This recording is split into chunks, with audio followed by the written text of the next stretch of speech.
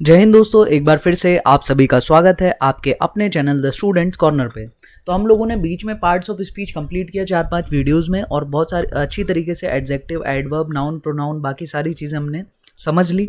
तो अब वापस से हम चलते हैं अपने प्रीवियस ईयर क्वेश्चंस की तरफ। 5 मार्च 2022 के दोनों पेपर हम कर चुके थे। अब हम 6 मार्च 2022 का फर्स्ट शिफ्ट का पेपर उठाते हैं और आगे बढ़ते हैं बिना किसी देरी के। आपने अगर इससे पहले की जो पार्ट्स ऑफ स्पीच की वीडियोस हैं वो नहीं देखी तो आप बिल्कुल उनको देख लीजिएगा, ताकि आपको एडजेक्टिव, एडवर्ब, नाउन, प्रोनाउन इन सब चीज़ों, प्रीपोजिशंस इनको ढूंढने में कहीं कोई तकलीफ ना आए। सबसे पहले देखो हमारी क्या अप्रोच रहती थी कि सर हम पैसेज पढ़ने के पहले क्वेश्चंस को पढ़ लेते थे। The maples never knew that you were coming, what does the word maples mean in the given poem. ठीक है, मैपल्स वर्ड जो है पोएम में उसका क्या मतलब है। I declare how red their faces grew, Whose faces grow red in the poem। तो ये हमें बताना पड़ेगा कि भाई पोएम में किसके फेसेस लाल हो रहे हैं। Which of the following is nearest in meaning to the word hope। Hope के अगल बगल या नियरेस्ट मीनिंग कौन सी होगी इनमें से। That means a type of synonym. How glad I am, which part of speech is the word glad in the given line of the poem. ठीक है, तो इन दोनों में तो सर हमें नहीं लगता कि पैसेज की ज़रूरत है। I declare how red their faces grow, which of the following is opposite in meaning to the word declare, इसमें भी आपको पैसेज की जरूरत नहीं है। Why does the poet say dear March come in, poet ऐसा क्यों कह रहा है कि डियर मार्च कम इन। एक और question, which of the following is the most suitable title for the given poem, इनमें से कौन सा सुटेबल टाइटल है पोएम के लिए। तो एक तो इस क्वेश्चन में आपको पैसेज की जरूरत है, 96 में आपको पैसेज की जरूरत है, फिर यहाँ आपको पैसेज की जरूरत नहीं है, 91 और 92 में आपको पैसेज की जरूरत है। तो आइए स्टार्ट करते हैं। Dear March come in, how glad I am, I hoped for you before।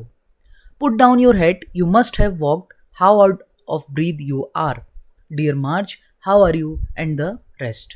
प्रिय मार्च आप आइए, मैं बहुत खुश हूँ। I hoped for you before, मैंने पहले भी आपकी आशा की थी। Put down your hat, अपनी टोपी उतार कर रखिए।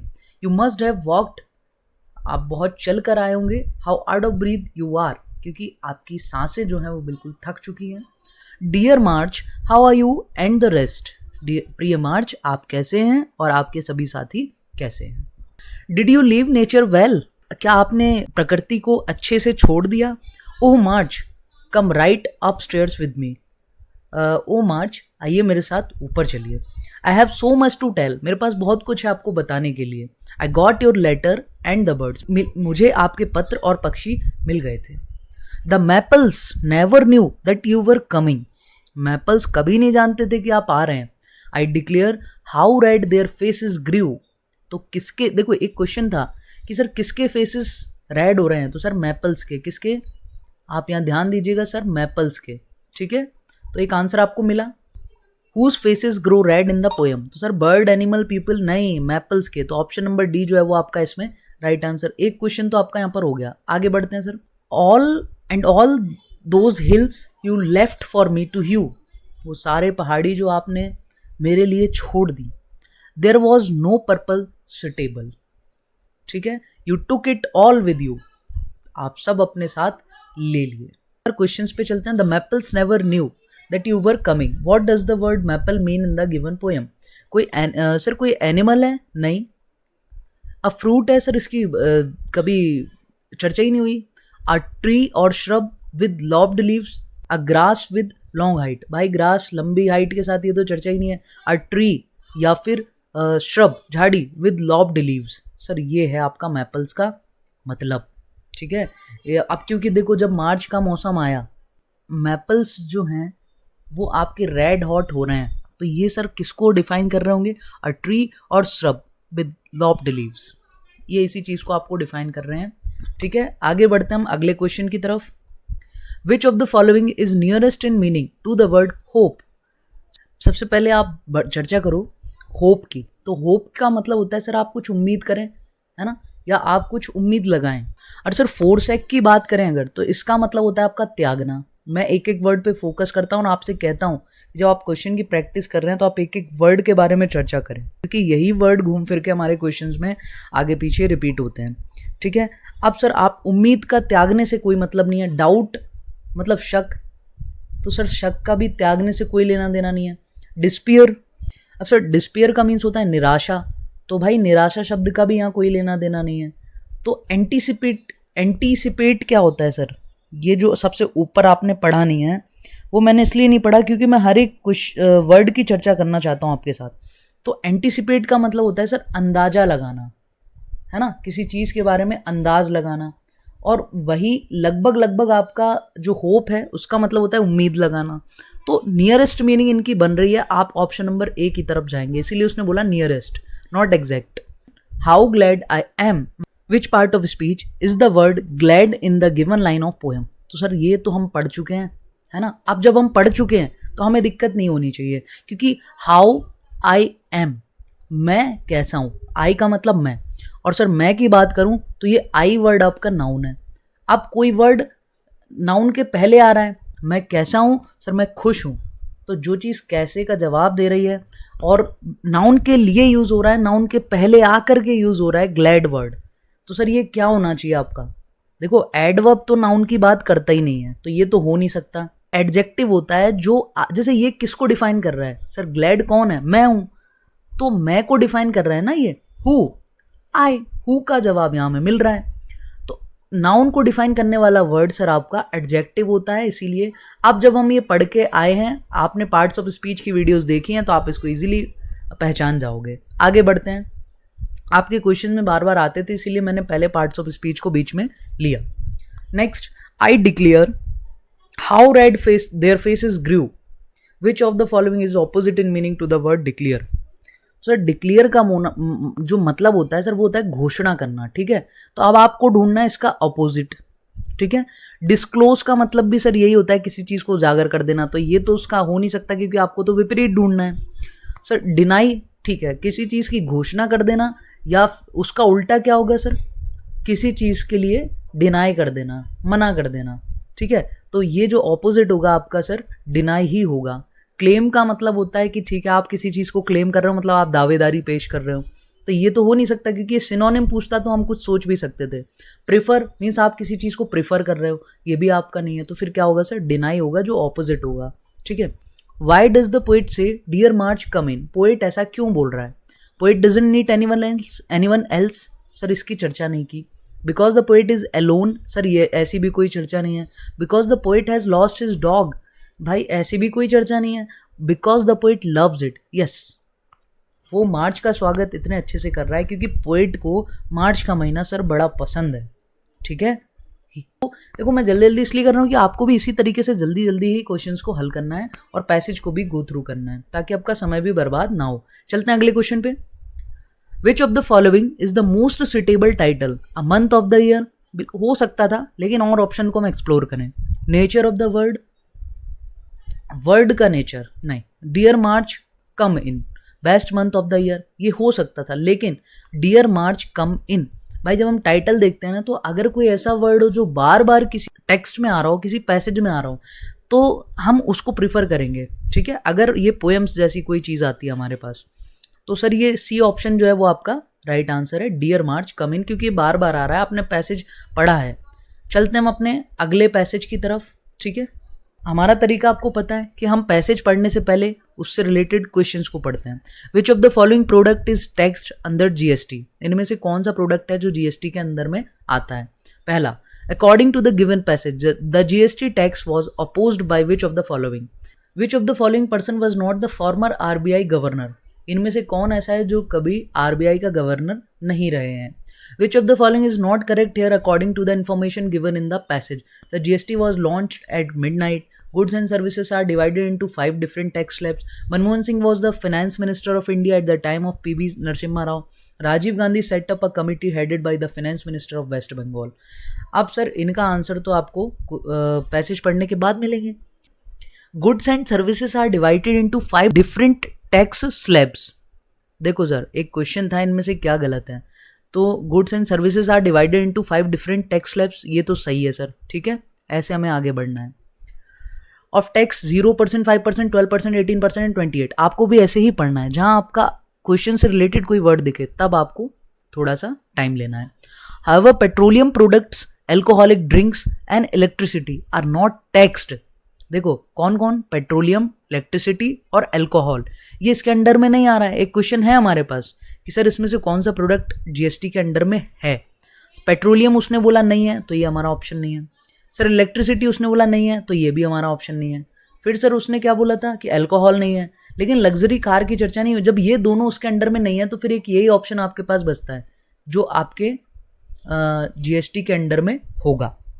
तो इस तरीके से आपको अपने क्वेश्चंस को छांटना है। And instead are taxed separately by the individual state governments as per the previous tax system. ये सर पहले की प्रीवियस टैक्स सिस्टम्स की बात है। There is a special rate of 0.25% on rough precious and semi precious stones and 3% on gold. In addition a cess of 22% और other rates on the top of 28% GST applies on few items like aerated drinks, luxury cars and tobacco products. Pre-GST, the statutory tax rate for most goods was about 26.5%. Post-GST, most goods are expected to be in the 18% tax range.